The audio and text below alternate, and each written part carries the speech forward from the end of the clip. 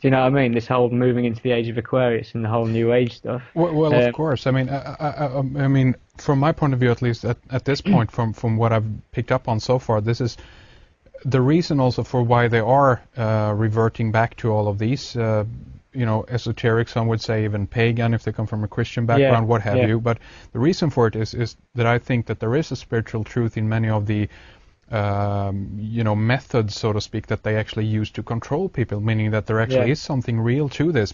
And they have known this for a very long time, but they consequently either manipulate people in the other direction and consequently say that that's all bollocks, don't look at that. We have your religion right here for you. We call it Christianity, what have you. And I consider many of the religions that we have around today basically is a reformation from the oldest ancient religions going back to the ancient world of Cana, Egypt, what have you, And it doesn't matter in what package they sell it to us. If you're smart enough, you're going to be able to see through that. If you're clouded by too much of the manipulation, that's unfortunate, but in many cases it's people's own choice, and I have nothing against that either, No, that's of course you can't dictate that, can you? No. I mean, essentially, like, the thing that I'm trying to get across what I'm trying to say, I mean, I'm moving to an area that Matthew Deleuze touches on. I think you've spoken to Matthew Deleuze before. But essentially, for me, the power structure that remained in power, or that started, something that built the pyramid, that got the people to build the pyramid, was a very powerful force. And in the history of, I've got a particular book called The Secret History of the World by Jonathan Black. It's an esoteric secret history of the world. And this particular book states how that since, the early days, we're getting more and more ingrained in matter. We're moving, like, everyone thinks of evolution in a material sense, but consciousness has equally gone through an evolution, moving from the spirit, drawing itself down into material matter over time. And so, for instance, when you listen to the Egyptian stories of Zeb Tepi the first time, and the state that the gods ruled the earth, ruled Egypt, sorry, and then the gods retracted, so they built statues, effigies for people to worship to.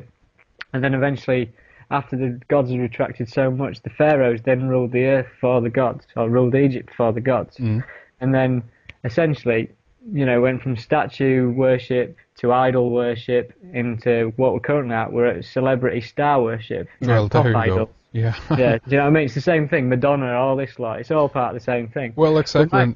Oh, sorry. Continue. But my thing is that obviously the Egyptian power structure that was in place then has never died out. Because if you look at the way the power structure has moved, like essentially when Egypt collapsed, you had the Exodus from Moses and stuff into the area of Israel and Palestine. And then the next major power structure was essentially with Rome. And if you go to Rome, you'll notice that there's Egyptian obelisks. If you go to Rome, you'll notice that there's Egyptian obelisks in front of the Vatican, in front of the Pantheon and stuff like that. They carried those things over there from Egypt. Yeah. And then, obviously, the Roman Catholics went on the Inquisition, slaughtering out any heretical religions, such as like the Cathars and the Bogomils, moved through Europe, and then essentially found a new power structure to erect in Paris. And obviously Paris has got, it's symbolic for paradis, if it's already in the word. Yeah.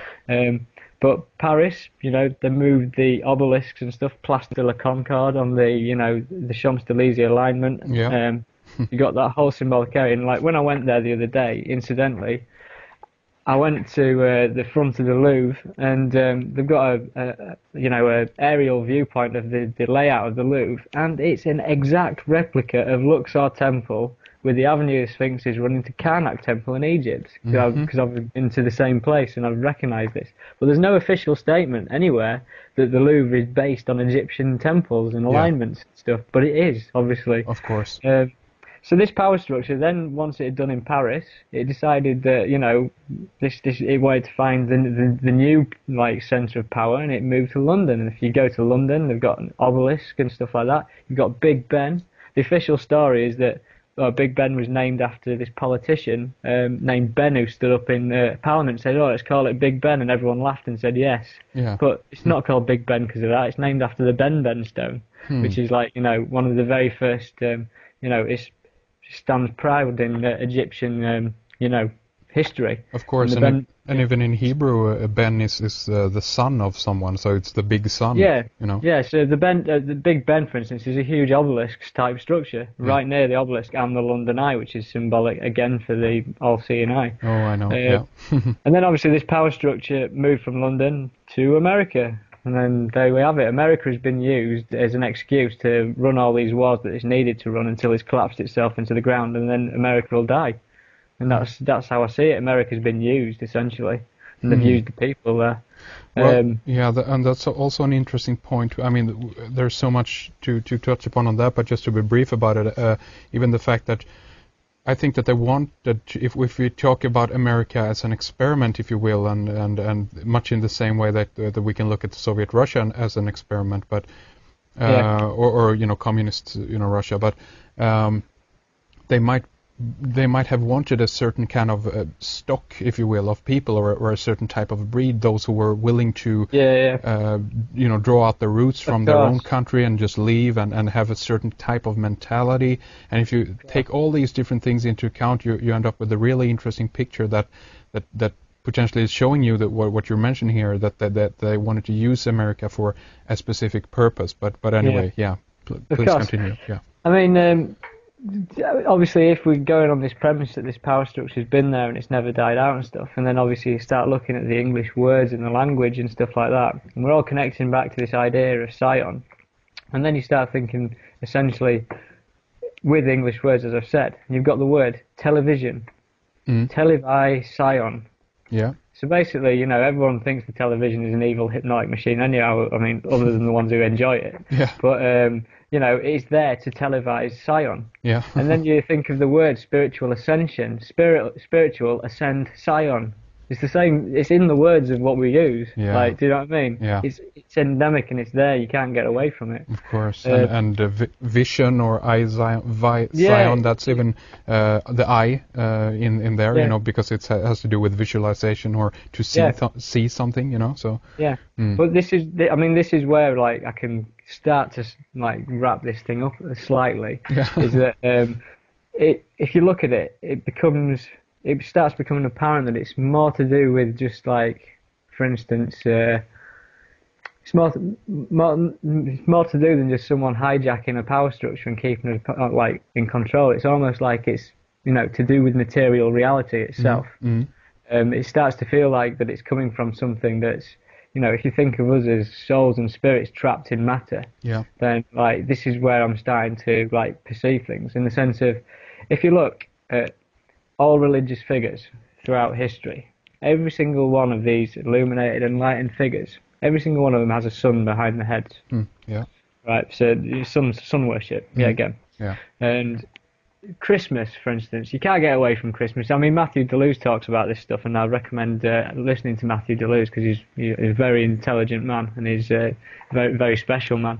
But Christmas, obviously, we're all driven into this worship of the sun at Christmas. You can't get away from it if you've got kids or if you're related to kids. You need to be part of it.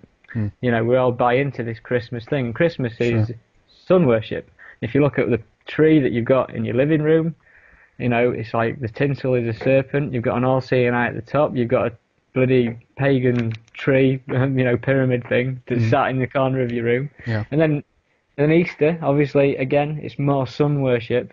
And when kids, for instance, are all wanting the Easter eggs and stuff, it's nothing to do with the fact they're eating chocolate. They're buying into a ritual. They're buying into more sun worship, whether you look at it or not. Yeah. And the same goes with, like, for instance, crematoriums that haven't got any kind of religion tied to them. If you look at crematoriums, there's sun symbolism at crematoriums. You look at number 10 Downing Street, above the number 10, there's a sun symbol, like above the the centre of where our Prime Minister resides. You look at Shell Petrol, and it's sun symbolism. And then, for instance, something I found the other day, my UK driving licence, there's a hologram you can barely see, but I shone it in the light. It's a sun and a pyramid on my driving licence in Britain. Yeah. Something you'd expect on the dollar bill. And so all I can say is that essentially with this symbolism, when people don't realise what they're looking at and what they're buying into, this stuff is like taking spiritual energy away from them. i.e. it's, they don't realise what it's doing. I don't know how to really put that into words, but it's like we've only got our five senses, and like we're aware of everything within those five senses, but much like with the light spectrum, we're not aware of what microwaves and X-rays and infrared rays and everything are doing. There's stuff we don't understand, and like our five senses are a filter. Yeah.